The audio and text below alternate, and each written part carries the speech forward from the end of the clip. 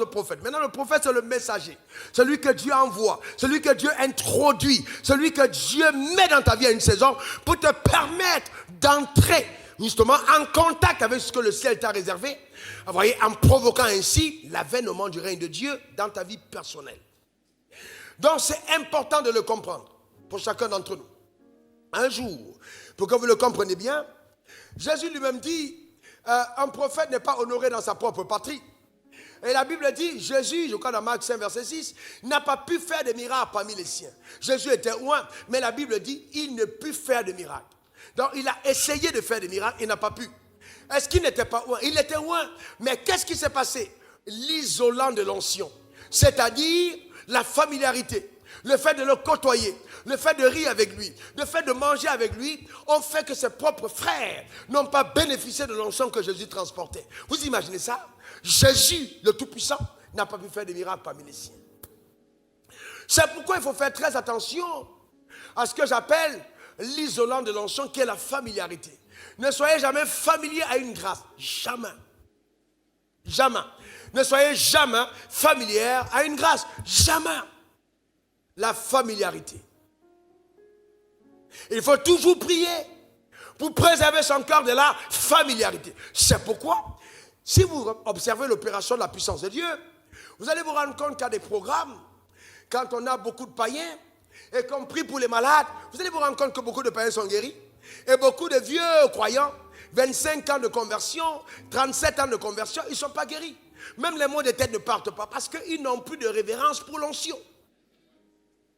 Dès qu'on commence son message, il dit, je connais, il va atterrir. Non, ce n'est pas une question de comment il va atterrir, mais qu'est-ce qu'il y a derrière le message qui est annoncé? Un homme de Dieu peut dire la même chose et ne pas dire la même chose. On n'a pas compris. Un homme de Dieu peut dire la même chose et ne pas dire la même chose. Tout dépend de ce qui se cache derrière ce qu'il dit. Mais le païen viendra et dit, ah, je crois que Dieu va faire. Et il reçoit. Il faut donc faire attention à la familiarité. La loi de l'honneur vous permet de ne pas être familier. Chaque onction que vous honorez vous protège de la familiarité à cette onction. Un jour, un monsieur m'invite chez lui à Koumassi. Et je vais manger chez lui. Frontière Makori Koumassi. Je vais manger chez lui. Et donc pendant que j'y arrive, le Seigneur me prévient. Ne mange pas beaucoup, reste léger. Donc voyez-vous, on a dressé une table et vous êtes là, vous voulez bien manger ce jour. Le Seigneur dit stop. Tu es ici pour rendre au ministère. Les gens ne t'ont pas invité manger, ils t'ont invité prier. Donc reste sensible. Je suis dans la table et je suis léger. À un certain moment, l'onction me dérange, les os commencent à bouger. Ma tête va à gauche, droite, et puis je ne me retiens plus. Et puis je dis, mais pourquoi pas vous inviter? Tout le monde s'arrête à table. Mais ça paraît pas normal quand même, un peu de bienséance. Attends d'abord qu'on aille jusqu'au dessert. Comment tu peux interrompre le repas? Et je demande, monsieur, pourquoi m'avez-vous invité chez vous?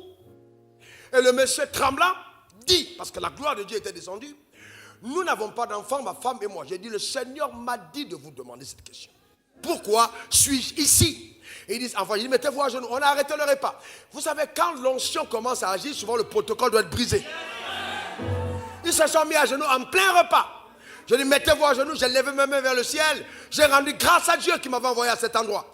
Et j'ai décrété l'année prochaine, à la même époque, à cet endroit, on aura un bébé qu'on présentera au Seigneur. Le mois qui a suivi, la femme est tombée enceinte. Et donc, son ami ayant entendu parler de ce qui était arrivé dans sa maison, qui avait le même problème, a voulu multiplier le même miracle, parce qu'il a écouté et il a aussi organisé un repas chez lui et je suis parti la nuit. Et comme il avait la même attente, la même chose s'est produite à table. L'onction a commencé à me déranger à table. Et vous allez demander à ma femme, quand ça descend sur moi, vous ne me reconnaissez pas. Je change. J'entre dans une autre. Vous vous demandez, mais est-ce qu'il est avec nous ou pas? Mes pieds commencent à faire un petit. Après, ma tête va à gauche, droite.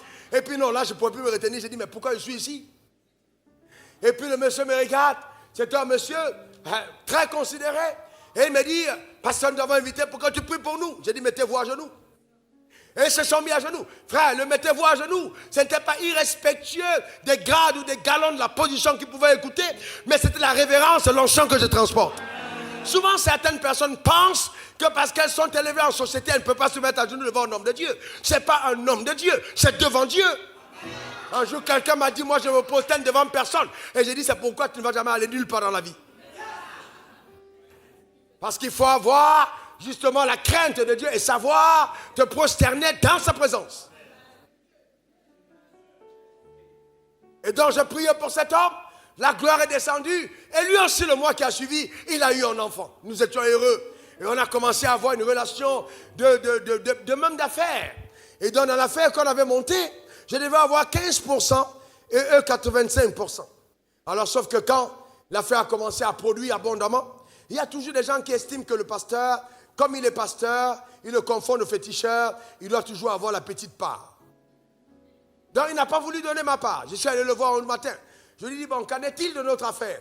Et puis, pressé, il prend, il dit, ok, tiens, s'il te plaît, nettoie la voiture, on va sortir. Il m'a demandé à moi de nettoyer la voiture. Bon, j'avais l'impression qu'il était devenu fou, que peut-être il fumait le champ par le nez. Il m'a donné, il dit, nettoie la voiture. Vous savez, ça pouvait être un geste pas réfléchi. Mais quand vous êtes à côté d'un homme de Dieu, réfléchissez. Ne soyez pas fous.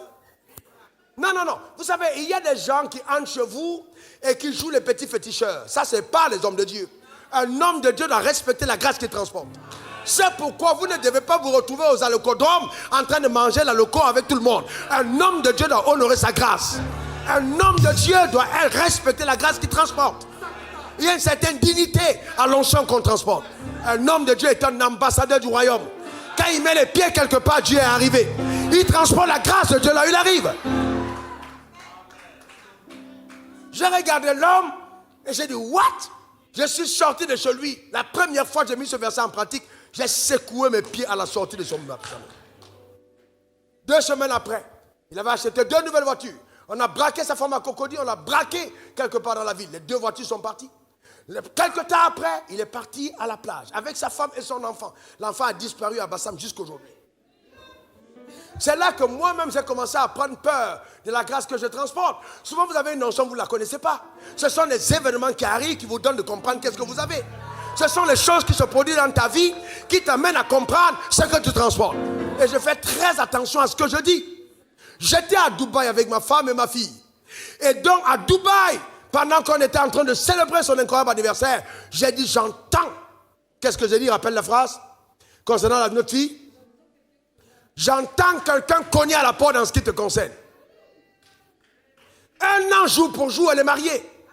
J'ai dit j'entends quelqu'un cogner à la porte.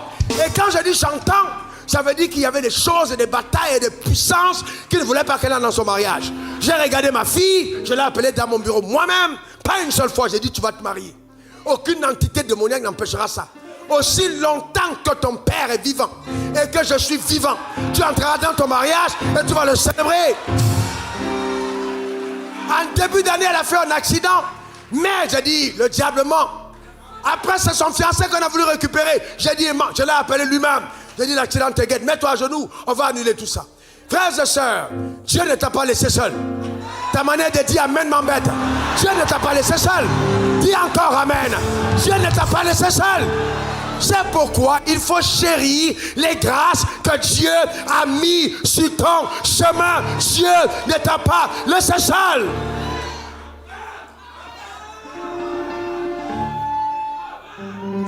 Demandez à cet homme, sans sa permission, quand il est entré dans mon bureau, il me dit oui, bon moi je ne veux pas de grandes affaires. J'ai dit non, l'onction que je transporte là, ce n'est pas l'onction des souris, ce n'est pas l'onction des petites onctions, ce n'est pas des petites affaires. Si tu es entré ici, tu vas voir quelque chose de grand.